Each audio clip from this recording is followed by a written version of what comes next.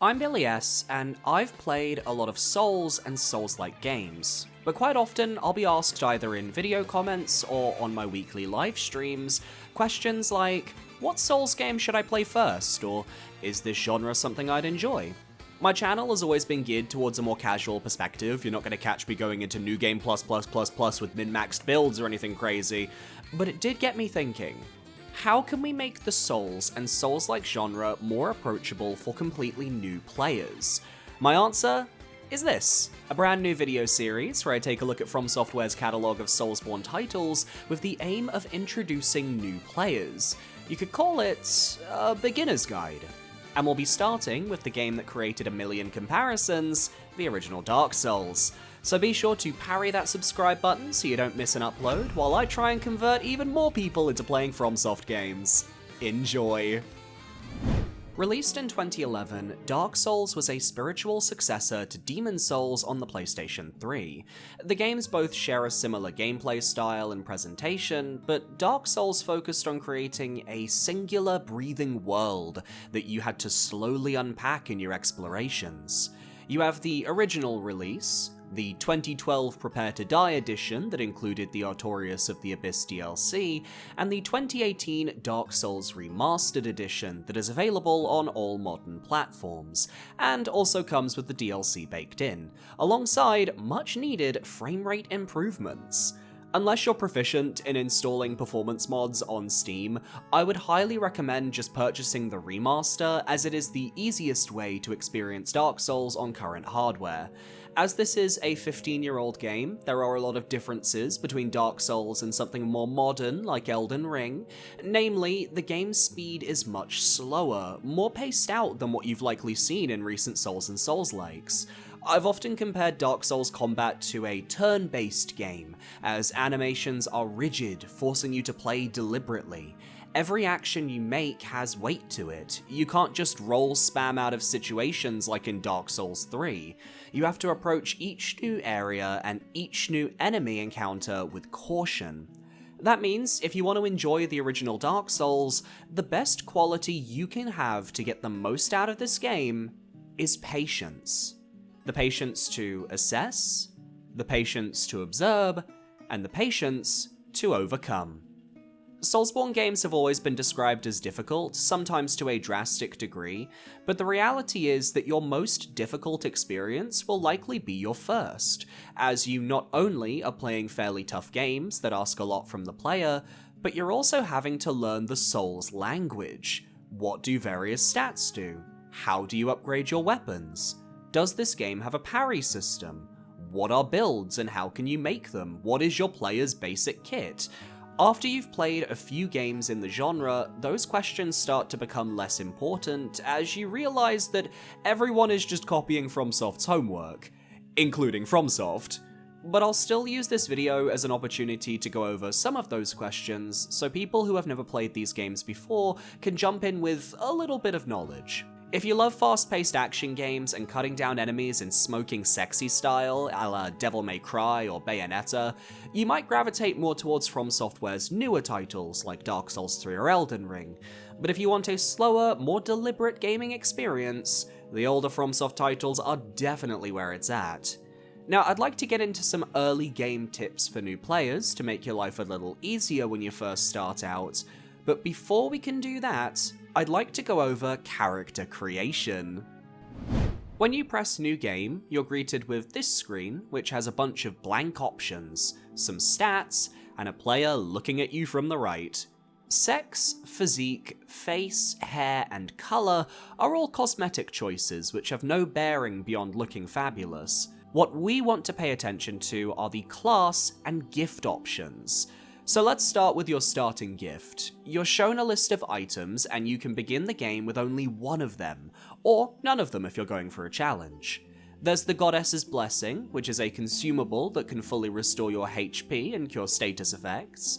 Black Fire Bombs, a throwable series of consumables that inflicts fire damage upon impact. They're stronger variants of the regular fire bombs you'll find through the early game. Twin Humanities, a consumable that will fully replenish your HP via a slow animation, and also give you 2 humanity. This is a mechanic I will briefly touch on later, so let's put a pin in that. Binoculars are exactly what they sound like. When you use them, you can zoom in and look at faraway threats. A pendant, whose only purpose is to trade with an NPC for a Covenant item. Covenants aren't important for this beginner's guide as they relate to the Souls series' online mechanics. Your first playthrough should just be about trying to get through the game. The Master Key, which allows you to open doors you normally wouldn't be able to, such as this door in the New Londo ruins. It allows you to explore the world outside of the intended order, and is best saved for a second playthrough. The Tiny Beings Ring, which is a ring that you can equip in one of 2 ring slots on your character. Rings will give you small benefits, with the Tiny Beings Ring granting you a small increase in your maximum health. Very good for the early game. Lastly, the Old Witch's Ring, an ancient ring with no obvious effect. It allows you to talk with the Fair Lady, an NPC found midway through the game. Normally you can't talk to her, and being able to understand her leads to a small tidbit of extra lore. Those are all the gifts. If you're just starting out, I would recommend the Tiny Beings Ring for the extra health it gives you, the Twin Humanities, as they are tied to a central Dark Souls mechanic, or the Black Fire Bombs. The rest aren't really worth it, either because they don't offer you much use, or they're tailored for experienced players. As for your class, this will determine the equipment you start the game with, as well as the distribution of your stats in the bottom left, which I will go over right now. Level is your character's level. You can level up at bonfires after you've completed the tutorial by spending souls. That is, this game's currency you can get from killing enemies or using consumable items. Vitality is tied to your health. Increasing it will increase your maximum health, allowing you to survive more attacks. Attunement is a stat tied to what the game calls attunement slots, which can increase the amount of spells, miracles, or pyromancies you can have equipped at any given time. A character must have 10 or more points in attunement to access their first slot, allowing them to equip a spell. The higher the level, the more slots you unlock for your chosen magic build. As a rule of thumb, if you're going magic, level attunement to at least 16, which will allow you to equip 4 magic spells at a time. Endurance is tied to stamina, your maximum equipment load, and bleed resistance. Stamina is the green bar in game that manages all of your actions. Equipment load is a stat that determines how heavy your character is with their current equipment. And bleed resistance is a passive stat that slows the build-up of the bleed status effect when applicable. Equipment load can be confusing, but basically, some armor sets are heavier than others. If you have a low equipment load stat, wearing heavy armor can cause negative effects such as a slow dodge roll and diminished stamina recovery. On the flip side, if you wear light armor, you'll have a stronger dodge roll with more invincibility frames, and your stamina will recover normally. Most builds will fall somewhere in the middle with a regular dodge roll, so just avoid slow rolling and don't worry too much about this. Strength and dexterity are your 2 main weapon stats. Strength weapons are often heavy, towering, and powerful, while dexterity weapons are light, fast, and can play around with status effects.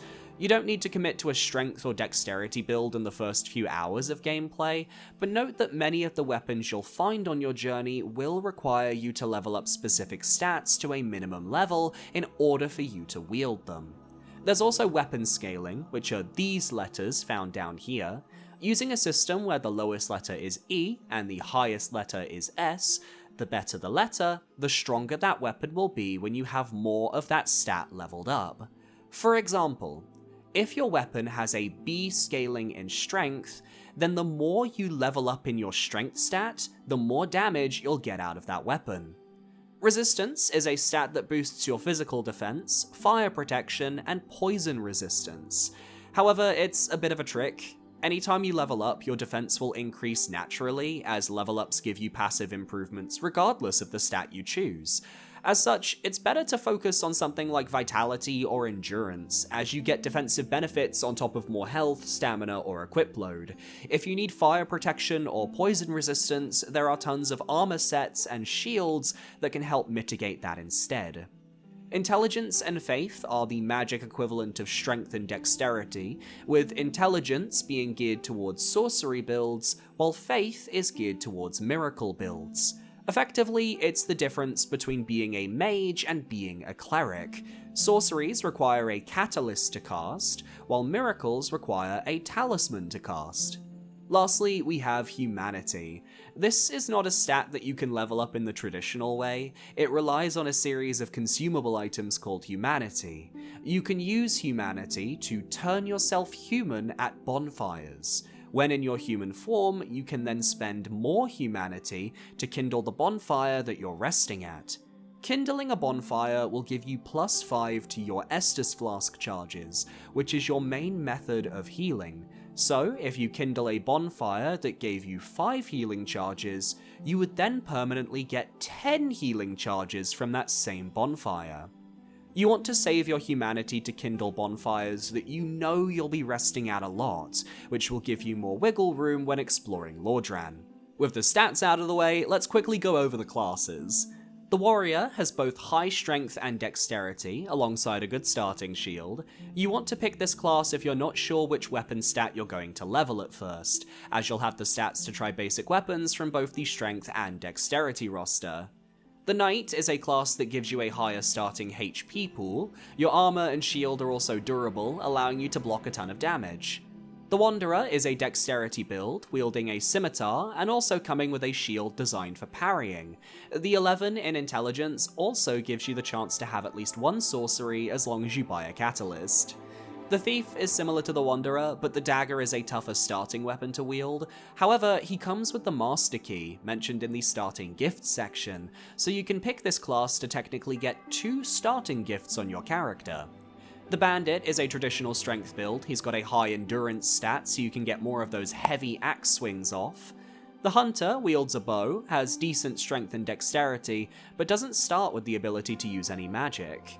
The Sorcerer is your intelligence build. Pick this class if you want to use sorceries as your primary magic. The Pyromancer is a mixed build that favors strength and attunement. Pyromancy is special in that it doesn't actually require any stats to wield. You just need a Pyromancy flame and to be taught Pyromancy spells. Because of this, you can technically weave Pyromancy into any build that you want. This starting class just ensures you have a Pyromancy flame at the beginning of your run. The Cleric is your faith build, weaving miracles with a solid strength weapon to smite down your opponents, and the Deprived is an unclothed enigma. Despite having no armor or abilities, they start with an 11 in every stat, often chosen for challenge runs, and definitely not a good first pick. The most important thing to note though is that these are just starting classes. All they do is provide a boost in certain stats. You can freely build your character however you want. You can pick the Wanderer and then just pump him full of strength, or pick the Cleric and turn him into a rogue. Don't think too hard about sticking to the archetypes laid out, and go with the flow. That being said, if you are running any magic builds, you will have a tougher start getting your build together. The sorcery vendors, Griggs and Big Hat Logan, will need to be rescued from the lower Undead Berg and Sen's Fortress respectively before they can sell you new spells.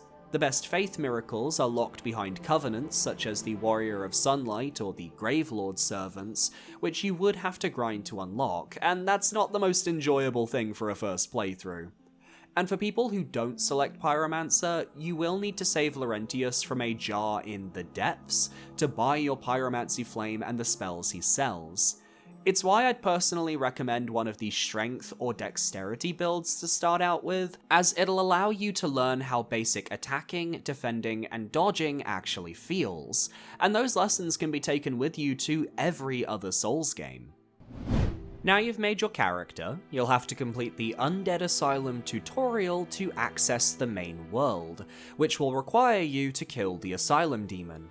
This tutorial will teach you all the basic game mechanics as you go, including giving you a proper weapon, how to shield, how to heal, unlocking shortcuts, plunging attacks, and more.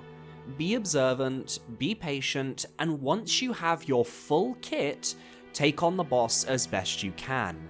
Back away from his close swipes, dodge to the left and right of his slams, and stick to his butt as best you can, only dodging away when the boss flies up in the air to do one of its ground pound moves. You'll come out on top, and just ahead, past the big pilgrim's door, you'll find your ride to Lordran. Firelink Shrine is your hub in Dark Souls. This is where NPCs you rescue will relocate to, it's where your strongest bonfire is at the start of the game, and many of the paths you find in Lordran will eventually circle back. If you're unsure about where to go, talk with this lovely gentleman and exhaust all his dialogue by speaking to him multiple times. In fact, any NPC you find, you should exhaust their dialogue because they often have important things to say, with advice that can set you on your path throughout the game. Eventually though, you will have to decide where to go first, and you have 3 different paths available to you. Going through this cemetery of skeletons to the catacombs, going down this elevator beneath the shrine to New Londo ruins, or going up this hill to the Undead Berg. The game doesn't explicitly tell you the easiest route, instead you're asked to figure that out yourself by battling some of the enemies. The skeletons in the graveyard, for example, are incredibly strong, and while you might be able to rush through the gravestones to pick up some items, you're clearly not ready to take on this path. In New Londo, meanwhile, you'll find ghostly apparitions that you cannot harm. This is because you need an item called a transient curse in order to damage them, and their attacks hurt. But, going up the hill to Undead Berg, you'll find the enemies here are more to your level. This is the intended path for new players, and for this beginner's guide, I would highly recommend it. Undead Berg is just an extension of the tutorial. While there are no developer notes explaining how to play the game, you're instead thrown into various encounters that force you to think about how to progress safely. Take this sequence, for example. There are archers firing at you from afar, you have some regular enemies approaching you slowly, so you have to keep track of the arrows being shot at you, while slowly whittling down each enemy one at a time. If you have a shield, you can block the arrows and the attacks of the enemy hollows, or you can try dodging and circling around enemies to fish for a backstab animation. Soon after, there's a bridge you have to cross where enemies above are throwing firebombs at you, so you have to run quickly, then deal with the enemies in the inner room beyond. Undead Berg is full of moments like these, so that by the time you reach the area boss, the Taurus Demon, you'll have gained a proper understanding of not only basic combat and defense, but also how to deal with small enemy groups. Aside from this, you can also use the Undead Berg to practice parrying enemies. Most shields, aside from the Great Shield variety, have access to a parry. This is an animation where your character parries with their shield to deflect an enemy attack. You have to time the parry so that it deflects the enemy at the moment their attack is about to land. If you do it right, the game will play a special sound effect and that enemy will be staggered. For example, succeeding at a parry will allow you to follow up by approaching the enemy, pressing the regular attack button, and getting a powerful riposte. This is a counterattack that does heavy damage to regular enemies and even some bosses. A good rule of thumb is to only try parrying humanoid enemies with clearly defined weapons, but if you're not really sure something can be parried, there's no shame in looking it up, or just sticking to blocking and poking from behind a shield. These spear-wielding, shielded enemies are perfect parry practice. Just try to emulate the timing in the footage, and then apply that same logic to other enemies. You could even try parrying this dangerous Black Knight found towards the end of the Undead Berg. It's completely possible. Now, as for your builds, I have a good early game weapon suggestion for both strength and dexterity users. Strength builds. In the graveyard behind Firelink Shrine, you can run past the skeletons to this gravestone. Collect the item here to obtain the Zweihander. This requires 24 strength and 10 dexterity to wield, but if you can fund those strength levels, it is a fantastic early game strength weapon that has seen many players through their journey here in Lordran. Dexterity builds. In Undead Berg, you can find a merchant past 2 shielded hollows and down this set of stairs. He sells some important items, such as the Residence Key, the Repair Box, the Bottomless Box, and the Orange Guidance Soapstone. Purchase the Repair Box, which will allow you to repair items at bonfires, and the Bottomless Box for more item storage. Then, kill this merchant. if you do, he'll drop the Residence Key, the Soapstone, and what you're after, the Uji Katana. This katana requires 14 strength and 14 dexterity to wield, while having a dexterity weapon scaling of B. This makes this weapon perfect for dexterity builds with its strong attacks and the ability to deal bleed buildup on your opponents. As for magic users, you need to find the magic vendors I mentioned in the previous section of this video in order to unlock more spells for you to cast.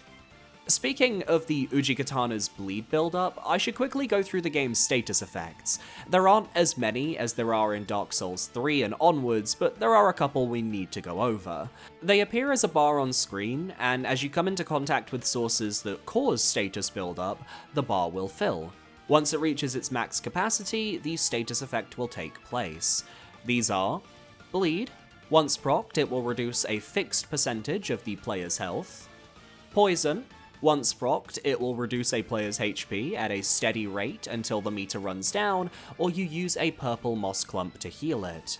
Toxic, a more powerful variant of poison. It's much rarer, only being seen via the toxic blow dart snipers in Blighttown and enemies in the painted world of Ariamis. It will reduce a player's HP at a more deadly rate until the meter runs down, or you use a blooming purple moss clump. And finally, we have Curse. This is a special debuff that can only be applied by standing in the cloud attacks of the Basilisk enemies, or via the Crystal Breath attacks from the Seif the Scaleless late game boss fight. You do not want this meter to fill up, as if it does, you will become cursed. You will immediately die and respawn at your last bonfire. Your HP will be cut in half. You cannot use humanity to reverse your hollowing, and the only ways to heal yourself are to either consume a Purging Stone consumable, or reach this NPC Ingvad in New Londo Ruins. In the early game, Purging Stones are really your only viable option. For 6,000 souls, they are sold by the female merchant you find in the Aqueduct after completing Lower Undead Berg. New players, please do not hit this person thinking they are an enemy, as if you aggro them, they will flee and refuse to sell to you. In fact, this merchant is very important, as she also sells an infinite supply of purple and blooming purple moss clumps, items you definitely should stock up on. On screen, I'll show you the route you need to take from the Capra Demon boss room to reach her. Head down these stairs, go past the assassins, head up these stairs, and take this spiral staircase until you reach the aqueduct. Turn to the right, and there she is. Then you can head left down this tunnel and unlock a gate that leads back to the start of the Undead Berg, allowing for much easier access to her store. That being said, if you do manage to accidentally anger any NPCs by attacking them, there is a way to absolve you of your guilt. After defeating the Bell Gargoyles and ringing the first Bell of Awakening, you can find Oswald of Karim. He will pardon you from any sins you have committed against other NPCs, for a hefty soul price of course. Do this, and any NPC merchants or characters that were once hostile to you will be back to being passive. It's very useful in the early game in case you attack an NPC that you thought was an enemy. It's happened to the best of us, it's good for you to file this away. Now then, it is time for me to bring this guide to a close, so let's do a couple rapid fire tips that didn't fit into any of these categories, that might help you at the start of your run in Dark Souls. Throughout Lordran, you may find Firekeeper souls. Don't use these items to gain souls though, instead take them back to Firelink Shrine and give them to this lady behind these bars. For each Firekeeper soul you give her, she will upgrade the potency of your Estus Flask by +1, allowing for more healing per use. Andre of Astora is your main blacksmith. You will find him towards the midpoint of the Undead Parish by going down this bridge. You can use Titanite shards and souls to upgrade a weapon of your choice to +5, but to get your weapons to +10 and +15, you'll need to find the large ember and very large ember items in the world, alongside large Titanite shards and Titanite chunks, which you will of course need to bring back to Andre. These upgrade materials will appear naturally as you progress the game. Other blacksmiths do exist, such as the Giant Blacksmith in Anor Londo, Rickert of Vinheim in New Londo Ruins, and Vamos in the Catacombs. However, these blacksmiths specialize in upgrading your weapons down different routes, such as imbuing them with lightning, or magic, or fire. For a first playthrough, don't worry about any of that. Andre will have you covered. But if you are interested in messing around with various weapon upgrade paths, I'll leave a link in the description to a helpful wiki page.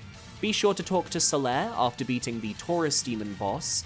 Not only will he give you the White Sign Soapstone, which allows you to enter other players' worlds to help them with the current area and boss they are in, but you also unlock the ability to summon Solaire for the Bell Gargoyles boss fight in the Undead Parish, as long as you are human. This is important. There are many NPC summons for the various boss fights that you can find throughout your adventures, but you can only access those summons when you are in human form. When in doubt, if you're playing online, read any messages you come across while exploring. The Souls community is so vibrant and helpful that you're bound to come across some useful information. Maybe they'll point out an illusory wall with a bonfire behind it, or maybe they'll tell you about awesome loot you can find on the path ahead. If you're a little lost after beating the Undead Parish and you don't know where to go, be sure to come out here and grab the basement key. It can be used on this door, just after the Taurus Demon boss fight in the Undead Berg, which unlocks a ladder to lower Undead Berg. Now, while the catacombs are a tough area to explore, and I would recommend leaving them until mid to late game, if you do venture in and reach the boss of the area, Pinwheel, you can kill him to earn the Rite of Kindling. This is a passive buff that allows you to kindle bonfires to a maximum of plus 20 healing. It's up to you to determine if you think that's worth the early game risk. If you're unsure about area progression, I've got you covered. Start with the Undead Berg, then head up to Undead Parish, use the basement key to reach lower Undead Berg and defeat the Capra Demon to unlock the key to depths. Go through the depths, defeat the Gaping Dragon, and use the Blighttown key to reach Blighttown. This is the general progression for the first part of the game that most new players should follow. You can take a detour into Darkroot Garden if you feel like it, which can be found by going past this Titanite demon outside of Andre's, and I'd highly recommend it. It's a really lovely area. And finally, here's a tip when it comes to certain boss fights. Dark Souls has a handful of bosses where enemies from the area prior can affect the fight.